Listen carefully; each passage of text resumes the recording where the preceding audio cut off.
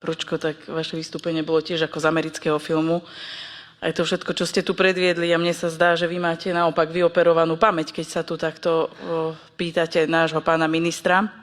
Lebo je zaujímavé, že si nespomínate na to stretnutie v SIS, z ktorého bola zdesená aj pani prezidentka Čaputová, aj ostatní vysokí predstavitelia vtedajšej vlády, keď ich informovali o manipulovaní vyšetrenia, ale sedel tam vtedy aj pán minister Mikulec, aj tuším, že pani ministerka Kolíková, len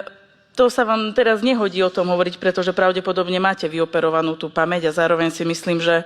máte vyoperované aj svedomie, lebo takto ste nevykrikovali, keď tí vyšetrovatelia, tí najlepší na svete, ktorí chceli kupovať lano, aby sa niektorí ľudia obesili, vtedy ste nevykrikovali, že pani Santusovej vyšetrovateľke z inšpekčného tímu chceli zapáliť auto, že ju chceli nakopať. Vtedy ste sa nevedeli tak rozčulovať a zastať sa ženy, vyšetrovateľky, ktorá nemala možnosť sem prísť a povedať, ako sa k nej správali. Viete, tak dosť sa tu používajú rôzne dehumanizačné výrazy na rôznych ľudí, aj na pána Kováčika, ktorý títo super vyšetrovatelia nazývali, že je Moby Dick. Vtedy vám na ľudskej dôstojnosti nezáleží, pán Pročko, že v to asi máte teda, ja sa vás pýtam, to je len otázka, že či je to svedomie vyoperované, lebo vy, keď sa môžete takto pýtať, tak aj ja sa vás pýtam.